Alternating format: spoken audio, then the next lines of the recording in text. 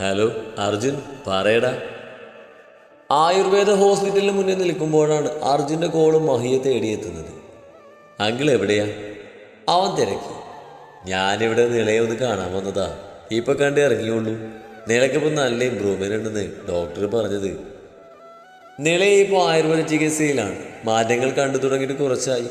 അവളുടെ കാര്യങ്ങൾ നോക്കാൻ ഒരു നേഴ്സിനെ ഏർപ്പാടാക്കിയെങ്കിലും നീരജയുടെ സ്ഥാനത്ത് നിരക്കൊക്കെ വന്ന് അന്വേഷിക്കാറുണ്ട് മഹി.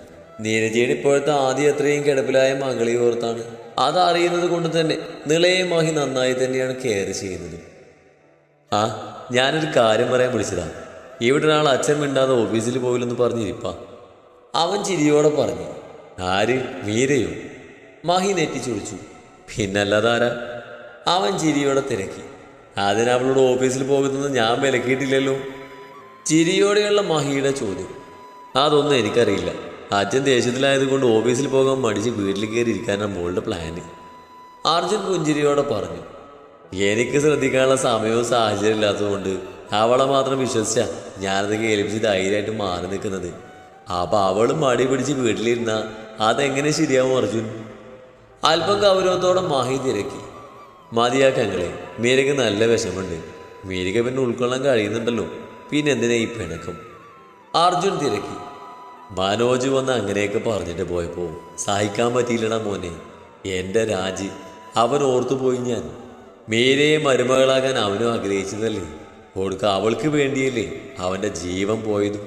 എന്നിട്ടും അതൊന്നും ഓർക്കാതെ താലി കെട്ടിയവനോട് നീതി പുലർത്താതെ ജീവിക്കുന്നതെന്ന് അറിഞ്ഞപ്പോൾ ദേഷ്യമല്ല തോന്നിയത്, ഒരുതരം മരവിപ്പായിരുന്നു. നിന്റെ അച്ഛൻ അമ്മ ഒക്കെ നല്ലവരാണ്. താങ്ങാൻ ഞാനുണ്ടാവുന്നൊരു വിശ്വാസമുള്ളത് കൊണ്ടാവും എൻ്റെ മകൾ ഇങ്ങനെ ഒരു തോന്നിയാസം കാട്ടിയത്. ഇനി ഇതുപോലെ എന്തെങ്കിലും അഹങ്കാരം കാണിക്കണമെന്ന് തോന്നുമ്പോൾ താങ്ങാൻ തന്തയുണ്ടാവില്ലെന്ന് അവൾ ചിന്തിക്കണം. അതിനു വേണ്ടിയാ അത്രയൊക്കെ പറഞ്ഞത്. അവൾക്ക് ഇഷ്ടമില്ലാത്ത ജീവിതം അടിച്ചേൽപ്പിച്ചിട്ടാണ് ഇങ്ങനെയൊക്കെങ്കിൽ അതിലൊരു ന്യായമുണ്ട്. ഇനിയിപ്പോൾ അവളുടെ സമ്മതത്തോടെ നടന്ന വിവാഹമല്ലേ. നീ വേണ്ടുപോലെ സമയവും കൊടുത്തു. ഒന്നായാലും മോലൊക്കെ കടിച്ച് വളർത്തണം എന്നാണ് മാഹി പറഞ്ഞു നിർത്തി. അപ്പോൾ അച്ഛനും മോളും ഈ പിണക്ക് നീട്ടിക്കൊണ്ട് പോകാനാണ് ഉദ്ദേശം? അമ്മയെ ഓർത്തുള്ള വിഷമം ഒരു വശത്ത്, ഇപ്പം അച്ഛനെ കൊണ്ടുള്ള സങ്കടവും. ഇതൊക്കെ തീർന്ന് ഞങ്ങൾ എന്താണാവൊന്ന് ജീവിച്ചു തുടങ്ങുക? ഒരു തമാശ പോലെ അർജുൻ ചോദിച്ചു. അവനവൻ്റെ ജീവിതം അവനവൻ നോക്കുക. എല്ലാ ദുഃഖങ്ങളും തീർന്നിട്ട് ജീവിക്കാനാണെങ്കിൽ ഒരു ജീവിതവും ഉണ്ടാവില്ല അർജുൻ. സമയം ഒന്നിനു വേണ്ടിയും ആർക്ക് വേണ്ടിയും കാത്തു നിൽക്കില്ല. കിട്ടുന്ന അവസരങ്ങളൊക്കെ പരസ്പരം സ്നേഹിച്ചങ്ങ് ജീവിച്ചേക്കണം. നാളതോർത്ത് ദുഃഖിക്കേണ്ടി വരരുത്, മാഹി അവൻ ഉപദേശിച്ചു. ഞാൻ ഏതായാലും ഇന്നങ്ങോട്ടൊന്നും വരുന്നുണ്ട്. ഓഫീസിൽ പോകാതെയുള്ള ഈ മടി പിടിച്ചിരിപ്പ് ശരിയല്ലല്ലോ. മാഹിയുടെ ഗൗരവമൊക്കെ വിട്ടു മാറിയിട്ടുണ്ട്. അച്ഛനും മോളും എല്ലാം പെട്ടെന്ന് പറഞ്ഞു തീർക്കാൻ നോക്ക്. അച്ഛൻ മിണ്ടാതെ നടക്കുന്നതിന് എനിക്കും മനോജിട്ടാ കുത്തു കിട്ടുന്നത്. അവൻ ചിരിച്ചു. മഹിയും ആ ചിരിയിൽ പങ്കുചേർന്നു. ശരി അർജുൻ, ഞാൻ നീരജയെ കൂടി ഒന്ന് കാണാൻ ഇറങ്ങിയതാ. കഴിഞ്ഞ പ്രാവശ്യം ചെന്നപ്പോഴും നിളയുടെ കാര്യം തിരക്കിയിരുന്നു. ഒന്ന് പോയി കണ്ട് നിളയുടെ അവസ്ഥയിൽ പുരോഗതി ഉണ്ടെന്നൊന്ന് അറിയിക്കണം. ശരിയെങ്കിലേ വൈകിട്ട് അവർ വരുമ്പോൾ ഇവിടെ ഉണ്ടാവില്ലേ? അവൻ തിരക്കി. ഞാൻ വന്നേക്കടാ. മാഹി ഉറപ്പ് കൊടുത്തുകൊണ്ട് ആ കോള് കട്ടാക്കി. കൃതിക്ക് അത്ര താല്പര്യമില്ലാതെ നടത്തുന്ന പെണ്ണ് കാണലായതുകൊണ്ട് ബന്ധുക്കളൊന്നും വിളിച്ചിട്ടില്ല. കൃതിക്ക് ഇത് ഇഷ്ടമാണെങ്കിൽ മാത്രം ബന്ധുക്കളൊക്കെ കൂട്ടി ചെക്കൻ്റെ വീട് വരെ ഒന്ന് പോയി നോക്കാം എന്നൊരു തീരുമാനത്തിലായിരുന്നു അർജുന്. അതിൽ അരുണിമയ്ക്കും എതിർപ്പില്ല. മഹിക്ക് മാത്രമാണ് ആകെ ക്ഷണമുള്ളത്. അതുകൊണ്ട് തന്നെ മീര നല്ല ടെൻഷനിലായിരുന്നു. അച്ഛൻ വന്നിട്ട് ഡിവോഴ്സിൻ്റെ കാര്യം എടുത്തിടുമെന്ന് അവൾ ഭയക്കുന്നുണ്ട്. കൃതിയുടെ വിവാഹക്കാര്യത്തിനൊരു തീരുമാനമാവാതെ അങ്ങനെയൊന്നും ഉണ്ടാവില്ലെന്ന് അറിയാമെങ്കിലും ഉള്ളിൻ്റെ ഉള്ളിലൊരു ആശങ്ക. നീരജയ്ക്കൊരു വിസിറ്റർ ഉണ്ട്. ആ ശബ്ദം കേട്ടപ്പോൾ നീരജയ്ക്ക് മനസ്സിലായി കാണാൻ വന്നത് ആരാണെന്ന്. അതുകൊണ്ട് തന്നെ കുഞ്ഞൊരു ചിരി അവരുടെ ചുണ്ടിൽ മിന്നി മറഞ്ഞു. 2 വർഷം കൊണ്ട് ജയിൽ ജീവിതവുമായി പൊരുത്തപ്പെടാൻ നീരജയ്ക്ക് സാധിച്ചു. മക്കളിൽ നിന്നും അകലെയാണെന്ന് വെച്ചാൽ നീരജയ്ക്ക് അതിനുള്ളിൽ പ്രശ്നങ്ങളൊന്നുമില്ല. പ്രതീക്ഷിച്ച ആൾ തന്നെയാണ് കാത്തു നിൽക്കുന്നതെന്ന് കണ്ട് നീരജയുടെ ചുണ്ടുകൾ ചെറുതായെന്ന് വിടുന്നു. പകരം മഹിയും കൊടുത്തു ഒരു പുഞ്ചിരി. അഴികളിൽ പിടിമുറുക്കി നീരജ ഒരു കാലത്ത് തൻ്റെ എല്ലാമായിരുന്ന മഹിയുടെ മുഖത്തേക്ക് ഉറ്റുനോക്കി. നീരജയുടെ മുഖത്തെ ഭാവം എന്താണെന്ന് വ്യക്തം. നിളയെ പോയി കണ്ടിരുന്നു. ആയുർവേദം നമ്മൾ കുറച്ചുകൂടി മുന്നേ ട്രൈ ചെയ്യേണ്ടതായിരുന്നു. നിലയിൽ നല്ല ഇമ്പ്രൂവ്മെൻ്റ് കണ്ടുവരുന്നുണ്ടെന്ന് ഡോക്ടർ പറഞ്ഞു. അതൊന്ന് അറിയിച്ചിട്ട് പോകാമെന്ന് കരുതി, മാഹി പറഞ്ഞു. നീരജ് നെഞ്ചിൽ കൈവച്ച് ഈശ്വരനോട് നന്ദി പറഞ്ഞു. മക്കൾ എത്ര കൊള്ളരുതാത്തവരായാലും അമ്മമാർ അവരുടെ നാശം കാണാൻ ആഗ്രഹിക്കില്ലല്ലോ. നിലയെ കൊണ്ട് ഒത്തിരി ബുദ്ധിമുട്ടുന്നുണ്ടല്ലേ? നീരജ ചോദിച്ചു. നിള മാനസികമായും അല്ലാതെയും അവരച്ഛനും മകൾക്കും ഒരു ഭാരമാണെന്ന് ആരും പറയാത്ത നീരജയ്ക്ക് അറിയാം. ബുദ്ധിമുട്ടൊന്നുമില്ലെന്ന് പറഞ്ഞാൽ അതൊരു നുണയായി പോകും. എൻ്റെ മോള് ദ്രോഹിച്ചവരൊക്കെ എനിക്ക് ശത്രുക്കളാണ്. അങ്ങനെ നോക്കിയാൽ ഒരു കാലത്ത് താനും എൻ്റെ ശത്രുവായിരുന്നു. ഓർമ്മ വെച്ച കാലം തൊട്ട് എൻ്റെ മോളുടെ കണ്ണീരൊരു ആനന്ദമായി കണ്ടിരുന്ന നിളയെ ഏറ്റെടുക്കേണ്ടി വന്നതിൽ മാനസികമായി ഒത്തിരി ബുദ്ധിമുട്ടുന്നുണ്ട്. ആ ബുദ്ധിമുട്ട് ഞാൻ സഹിക്കുന്നത് എൻ്റെ മകളുടെ നല്ല ഭാവിക്ക് വേണ്ടി താൻ ചെയ്ത ത്യാഗത്തെ ഓർത്തിട്ടാ. എൻ്റെ മകൾക്ക് വേണ്ടിയാ താൻ ഈ ഇരുമ്പഴിക്കുള്ളിലായത്. തന്നോടുള്ള എൻ്റെ പ്രത്യുപകാരമാണ് നിലയുടെ സംരക്ഷണം. താൻ പുറത്തു വരും വരെ ഞാനത് വൃത്തിയായി ചെയ്യുകയും ചെയ്യും. മകളെ ഓർത്ത് തനിക്കൊരു സങ്കടം വേണ്ട, അവൾ ഓക്കെയാണ്, മാഹി പറഞ്ഞു. നീരജ ഒന്നും മിണ്ടിയില്ല. അല്ലെങ്കിൽ തന്നെ അതിൽ നിന്ന് എന്ത് പറയാനാണ്? മീര കുറച്ചു നേരം മൗനമായി തുടർന്ന ശേഷം നീരജ തിരക്കി. സുഖമായിട്ടിരിക്കുന്നു. മനഃപൂർവ്വം കൊണ്ടുവരാത്തതാണ്. തന്നെ കണ്ടിട്ട് പോയാൽ പിന്നെ അവളുടെ അവസ്ഥ എന്താണെന്ന് അറിയാലോ, മാഹി പറഞ്ഞു. അവർ തലകുലുക്കി. സമയം കഴിഞ്ഞെന്ന് അറിയിക്കാൻ ഒരു പോലീസ് ഉദ്യോഗസ്ഥ വന്നതും നീരജ മാഹിയോട് പോകുവാണെന്ന് തല ചലിപ്പിച്ചുകൊണ്ട് തിരിഞ്ഞു നടന്നു. കുറച്ച് മുന്നോട്ട് നടന്ന ശേഷം നീരജ തിരിഞ്ഞു നോക്കുമ്പോൾ നീരജയെ നോക്കി മാഹി അവിടെ തന്നെ നിൽപ്പുണ്ടായിരുന്നു. ചോറ് കഴിക്കുമ്പോഴും മീരയുടെ മനസ്സ് അസ്വസ്ഥമായിരുന്നു. അത് അടുത്തിരുന്ന് അർജുൻ ശ്രദ്ധിക്കുന്നുണ്ടായിരുന്നു. അച്ഛൻ ഇന്ന് വരും മീരെ. ഇന്നത്തോടെ അച്ഛനും മോളും തമ്മിലുള്ള പ്രശ്നങ്ങളൊക്കെ പറഞ്ഞു തീർത്തേക്കണം. ഇനിയും അതും പറഞ്ഞ് സങ്കടപ്പെട്ട് നടക്കരുത്. കാഴ്ച എഴുന്നേറ്റ ശേഷം അവൾക്കരികിലേക്ക് വന്നുകൊണ്ട് അർജുൻ പറഞ്ഞു. മീരത് കേട്ട് ഒന്നുകൂടി ടെൻഷനാവുകയാണ് ചെയ്തത്. ഇന്നേ വരെ സ്നേഹത്തോടെയല്ലാതെ അച്ഛൻ പെരുമാറിയിട്ടില്ല. ഒരു നോക്കുകൊണ്ട് പോലും വേദനിപ്പിച്ചിട്ടില്ലാത്ത അച്ഛൻ്റെ ദേഷ്യവും വെറുപ്പും അവൾക്ക് സഹിക്കാനാവുന്നില്ല. കാര്യം ഞങ്ങൾ ഡിവോഴ്സ് വേണമെന്ന് പറഞ്ഞ് ഉറച്ചു നിന്നാൽ തീരാവുന്ന പ്രശ്നമേ ഉള്ളൂ. പക്ഷെ അർജുൻ്റെ കാര്യത്തിൽ അവൾക്കൊരു ഉറപ്പുമില്ല. അവൻ്റെ മനസ്സിൽ എന്താണെന്ന് അവൾക്ക് മനസ്സിലാവുന്നില്ല. താൻ അകൽച്ച കാണിച്ചതിൽ വേദനിച്ചവൻ ഇന്ന് തൻ്റെ അടുപ്പത്തിൽ അസ്വസ്ഥനാവുന്നത് പോലെ, ഇടിച്ചു കയറി ചെന്നാലും ഒഴിവാക്കി വിടും പോലെ. ഇനി അതൊക്കെ ഒരു പ്രതികാര നടപടികളാണോ എന്നും സംശയമുണ്ട്. അവളിങ്ങനെ ഓരോന്ന് ഓർത്ത് നിൽക്കുമ്പോൾ അർജുൻ മുറിയിലേക്ക് പോകുന്നത് കണ്ടു. പിന്നീട് ഒന്നും ചിന്തിച്ച് നിൽക്കാതെ അവൾ അവന് പിറകെ പോയി. അവൻ മുറിയിലേക്ക് കയറുന്നു. പിന്നാലെ ചെന്നവൾ ഡോറടച്ച് ലോക്ക് ചെയ്തു. ശബ്ദം കേട്ടവൻ തിരിഞ്ഞു നോക്കി. ചുവന്ന മുഖവും കണ്ണുകളുമായി നിൽക്കുകയാണവൾ. അവൾക്ക് ദേഷ്യമാണോ സങ്കടമാണോ സംശയമാണോ എന്നൊന്നും അറിയാൻ വയ്യ. ആ മുഖത്ത് എന്ത് ഭാവമാണെന്ന് അവനും തിരിച്ചറിയാൻ കഴിയുന്നില്ല. നിങ്ങൾക്ക് എൻ്റെ കൂടെ ജീവിക്കാൻ വയ്യേ? അവളുടെ ചോദ്യം കേട്ട് അർജുൻ അന്തപ്പെട്ട് നിന്നു. എന്തോന്നാ? അവനും തന്നെയല്ല കേട്ടെന്നൊരു സംശയം. നിങ്ങൾക്ക് എന്നെ വേണ്ടേന്ന് അവൾ ദേഷ്യവും സങ്കടവും ഇടകലർന്നിട്ടിരുന്ന സ്വരത്തിൽ തിരക്കി. അർജുൻ്റെ മുഖത്ത് കുഞ്ഞൊരു പുഞ്ചിരി സ്ഥാനം പിടിച്ചു. അതെന്തേ ഇപ്പം ഇങ്ങനെ ചോദിക്കാൻ? ആ ചിരി വിടാതെ തന്നെയാണ് അവൻ രണ്ട് കൈയും പിറകിൽ കെട്ടിക്കൊണ്ട് അവളെ നോക്കി ചോദിച്ചതിന് മറുപടി പറയേ. അവളുടെ മുഖം കടുത്തു. അർജുൻ ചുണ്ടു കൂട്ടിപ്പിടിച്ച് ചിരിക്കുകയാണ്. ആ ചിരി അവളെ പ്രകോപിക്കുകയാണ് ഉണ്ടായത്. നിങ്ങളെന്നെ പൊട്ടം കളിപ്പിക്കുവാണോ? അവൾ ചൂടായി. അവളെ എത്രയൊക്കെ ചൂടായിട്ടും അവന് ചിരിയാണ്. അവളെ ഇങ്ങനെ കാണാൻ വല്ലാത്ത ചന്തം. ഒഴിഞ്ഞു മാറി നടന്നവൾ തൻ്റെ പരിഗണനയ്ക്ക് വേണ്ടി പിന്നാലെ വരുന്നതും വഴക്കിടുന്നതും അവൻ്റെ മനസ്സിനൊരു പ്രത്യേക സുഖം നൽകുന്നുണ്ട്. എന്താ മീരയുടെ പ്രശ്നം? അവൻ ആ ചിരിയൊതുക്കി നെഞ്ചിൽ കൈപിണിച്ച് കെട്ടി നിന്നുകൊണ്ട് തിരക്കി. അതാ ഞാനും ചോദിക്കുന്നേ, എന്താ നിങ്ങളുടെ പ്രശ്നം? വന്ന അന്ന് മുതൽ ശ്രദ്ധിക്കുവാണ്. ഒന്ന് അടുക്കാൻ ശ്രമിക്കുമ്പോഴുള്ള ഈ ഒഴിഞ്ഞു മാറ്റം. മുൻപ് ഞാൻ ഒഴിഞ്ഞു മാറിയിട്ടുണ്ട്. അത് തെറ്റ് തന്നെയാ, ഞാൻ സമ്മതിക്കുന്നു.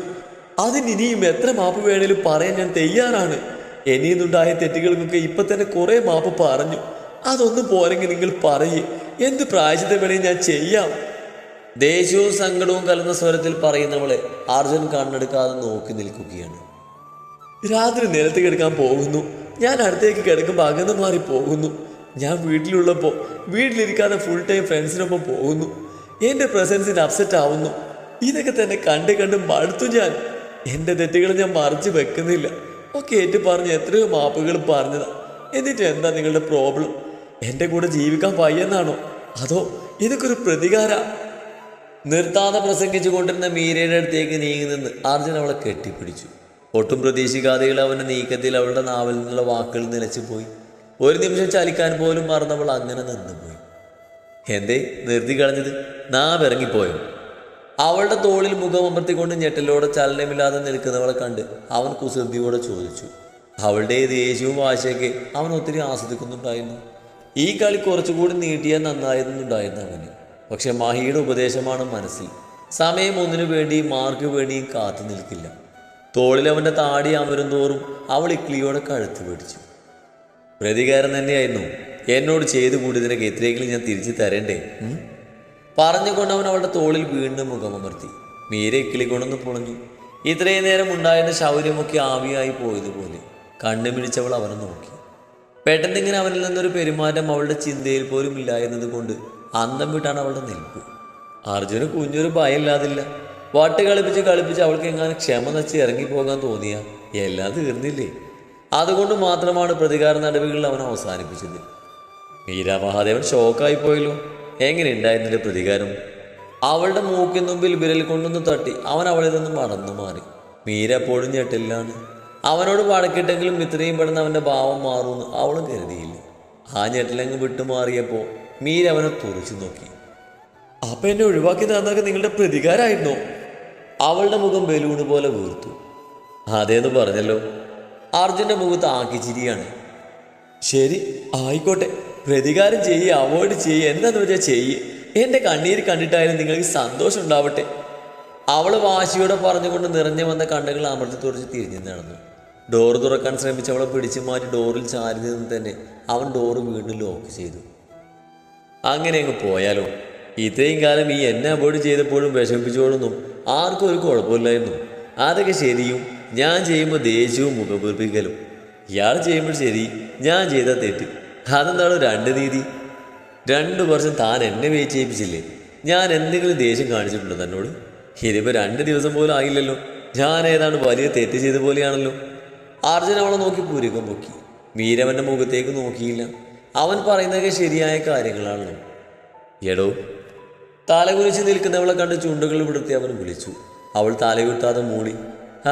മുഖത്തേക്ക് നോക്കടോ. അവൻ്റെ പുഞ്ചിരിക്കുന്ന മുഖത്തേക്ക് നോക്കാതെ അവൾ താഴോട്ട് നോട്ടം പതിപ്പിച്ചു നിന്നു. മുഖമുയർത്താതെ നിൽക്കുന്നവളുടെ താടിയിൽ ചൂണ്ടുവിരൽ കൊണ്ട് മാത്രം ഉയർത്തി. സോറി. പതിഞ്ഞ സ്വരത്തിൽ കണ്ണുകളിൽ സ്നേഹം നിറച്ചവൻ പറഞ്ഞു. അവോയ്ഡ് ചെയ്തതിനല്ലേ സോറി. അതേ ജന്മത്തിൽ ഞാൻ പറയില്ല. അവനത് പറയുമ്പോൾ പിന്നെന്തിനാണ് ഈ സോറി എന്നൊരു സംശയഭാവം അവളുടെ കണ്ണുകളിൽ തെളിഞ്ഞു. നമുക്കിടയിലുള്ള പൊരുത്തക്കേടുകൾ മൂന്നാമതൊരാൾ അറിയിച്ചതിന് ഇനിയൊരിക്കലും അങ്ങനെ എൻ്റെ ഭാഗത്തു നിന്നുണ്ടാവില്ല. സോറി. അവൻ അവളുടെ കവളിൽ 2 തട്ട് തട്ടി. അവളുടെ മുഖവും വിടർന്നു. അടുത്ത നിമിഷം വരുത്തി തീർത്ത ഗൗരവത്തോടെ അവൾ അവനെ നോക്കി. ഇത്രയും നേരം തന്നെ ടെൻഷൻ അടുപ്പിച്ച് അത് കണ്ട് അവൻ രസിക്കുവാനെന്ന് ഓർത്തപ്പോൾ തോന്നിയ ദേഷ്യം അവൾ പ്രകടിപ്പിക്കാൻ തന്നെ തീരുമാനിച്ചു. മാറ്, എനിക്ക് പോകണം. അവളില്ലാത്ത ഗൗരവം നടിച്ചു. അർജുൻ പുരുക്കം വിടുത്തി അവളെ നോക്കി. എവിടെ പോണ്? അവൻ ഡോറിനടുത്ത് നിന്ന് മാറാൻ കൂട്ടാക്കാതെ ചോദിച്ചു. അവരൊക്കെ വരാൻ സമയമായിട്ടുണ്ടാവും, മാറിക്കേ. അവൾ ഗൗരവം വാരി വിതറി. അവർ വരാൻ ഇനി സമയമുണ്ട്. പക്ഷേ നിന്റെ അച്ഛൻ വരാനുള്ള സമയമായിട്ടുണ്ട്. ഇപ്പം ചെന്നാൽ കയ്യോടെ ഡിവോഴ്സിൻ്റെ കാര്യത്തിലൊരു തീരുമാനം ഉണ്ടാക്കാം. അവളോട് പറഞ്ഞുകൊണ്ട് അവൾ ആക്കി ചിരിച്ചു. മീര അത് കേട്ട് ഞെട്ടി. അവന് നേർക്ക് തീർത്തും ദയനീയമായൊരു നോട്ടം തൊടുത്തു വിട്ടു അവൾ. വേഗം ചെല്ല്. അവൻ അടക്കി പിടിച്ച ചിരിയോടെ ഡോറിന് മുന്നിൽ നിന്ന് മാറിക്കൊടുത്തു. അവൾ അവനെ നോക്കി സങ്കടത്തോടെ നിൽക്കുകയാണ്. അച്ഛനെ എങ്ങനെ പറഞ്ഞ് മനസ്സിലാക്കുമെന്ന് അവൾക്ക് അറിയില്ല. എന്തു പറഞ്ഞാലും അത് താൻ പ്രശ്നം തീർക്കാൻ വേണ്ടി മനസ്സിന് മീതെ പറയുന്നതായി മഹി കരുതുകയുള്ളൂ. എന്തേ പോണില്ലേ? അർജുനെ പരിഹരിച്ചുള്ള ചിരിയും സംസാരം കൂടി ആയപ്പോൾ അവൾക്ക് കാലി കയറി.